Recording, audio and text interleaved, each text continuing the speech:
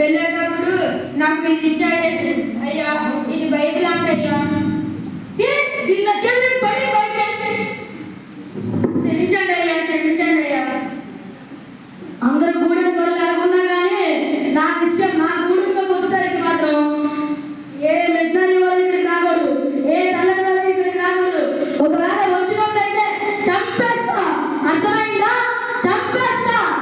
క్షమించండి అయ్యా, క్షమించండి అయ్యా. ఈ విషయాన్ని తెగ నాయకుడు గూడెంలో దండోరా వేయిస్తాడు. అన్నలారా, అక్కలారా, అయ్యలారా, చెల్లెలారా, ఎవరైనా కొత్తవారు ఈ మన గూడెంలోకి వచ్చినట్లయితే మన జగనాయకులు వాళ్ళని చెప్పేస్తానన్నారు. ఓహో,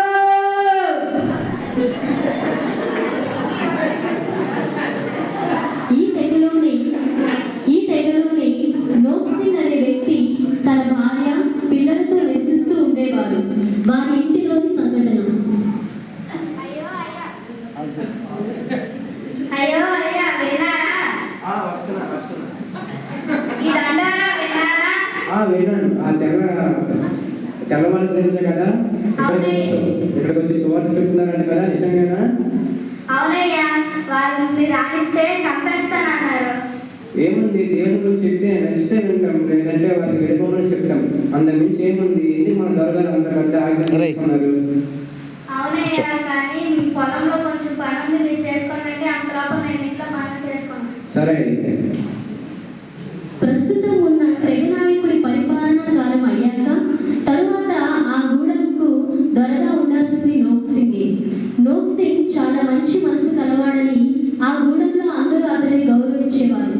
తన పొలంలో పనిచేసుకుంటున్న నోక్సింగ్ దగ్గరకు వేల్స్ దేశం నుండి ఒక మిషనరీ వస్తుంది. ఆ కాలంలో మిషనరీలు వారు వెళ్ళాలి అనుకుంటున్న ప్రాంతానికి సంబంధించిన భాష, కట్టుబాటులు అన్నీ ముందే తెలుసుకొని వెళ్ళేవారు. అయ్యా, మీకు నా వందనాలు.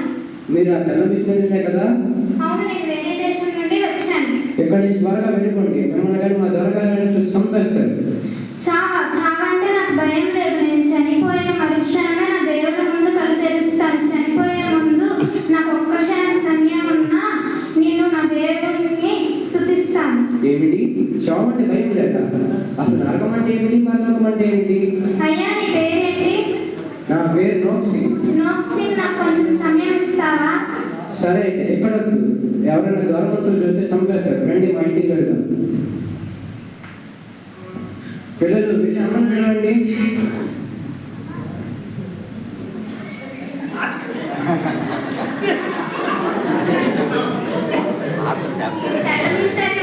ఎందుకు తీసుకొచ్చారు?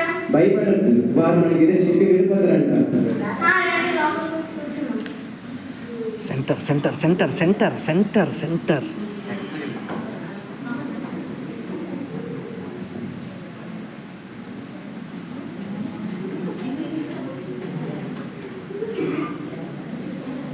సరే, ఇప్పుడు చెప్పండి, అసలు పరలోకం అంటే ఏమిటి, నరకం అంటే ఏమిటి? పరలోకం అంటే శాంతి, ప్రశాంతత ఉంటుంది. ఏడుపులు ఏవి ఉండవు. నరకం అంటే చావు. శాంతి, ప్రశాంతత